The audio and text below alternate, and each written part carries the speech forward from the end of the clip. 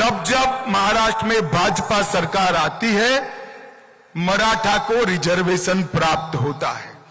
जब जब शरद पवार की सरकार आती है, मराठा रिजर्वेशन गायब हो जाता है। समाज के हर तबके को न्याय देने का काम कोई एक पार्टी ने किया है तो भारतीय जनता पार्टी ने किया है। और भारतीय जनता पार्टी ये भ्रांति फैलाकर चुनाव जीतना चाहते हैं और भ्रष्टाचार की बातें कर रहे हैं। भ्रष्टाचार का सबसे बड़ा सरगना भारत की राजनीति में है तो शरद पवार है, इसमें मेरे मन में कोई कंफ्यूजन नहीं। इस देश में कोई भी सरकार में भ्रष्टाचार को संस्थागत करने का काम, इंस्टीट्यूशनलाइज करने का काम अगर किसी ने किया तो शरद पवार आपने किया है। मैं डंके की चोट पर कहकर जाता। मेरा एक निरीक्षण है, मैं आप लोगों के साथ शेयर करना चाहता हूं।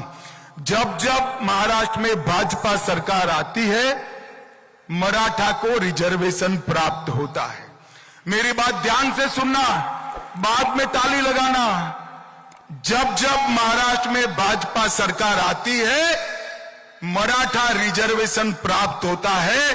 और जब जब शरद पवार की सरकार आती है, मराठा रिजर्वेशन गायब हो जाता है। मैं सोच समझकर ये वाक्य बोल रहा हूं। 2014 में महाराष्ट्र में मराठा रिजर्वेशन आया, सुप्रीम कोर्ट तक ठीक गया। किसकी सरकार थी 14 में, बताइए जरा। अरे जोर से बोलो, किसकी सरकार थी? भाजपा सरकार थी। देवेंद्र फडणवीस हमारे मुख्यमंत्री थे।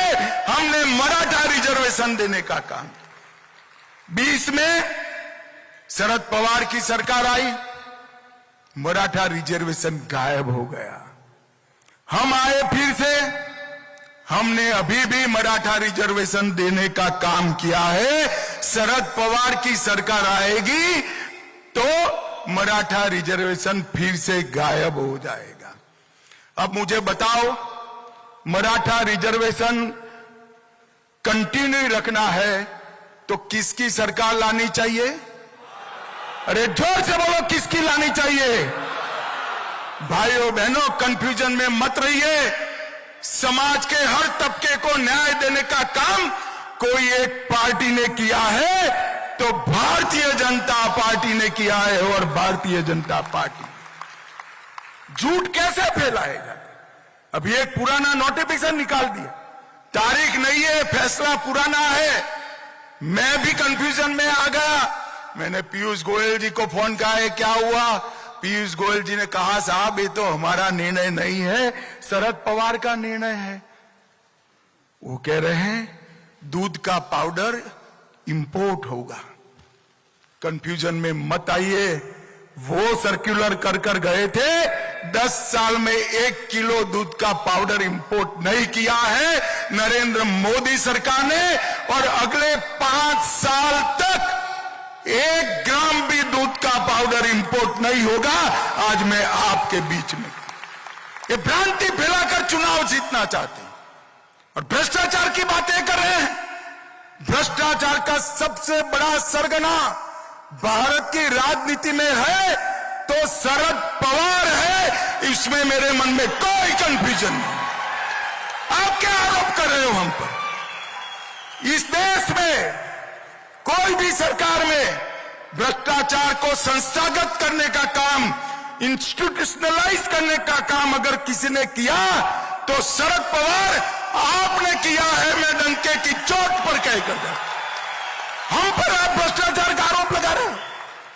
और इस बार शरद पवार जी, मेरा ये बापट सभागृह में बैठा हुआ कार्यकर्ता ढंग से जान गया है, आपके झूठ नहीं चलेंगे। मैं बता कर जाता हूं, चलेंगे क्या? अरे जोर से बोलो, चलेंगे क्या? चलेंगे क्या? घर घर जाकर इस झूठ का जवाब देना है, पर्दाफाश कराना है। ये झूठ भी बोलेंगे, भ्रांति भी फैलाएंगे, अपने यहां विखवाद खड़ा करने का प्रयास भी करेंगे।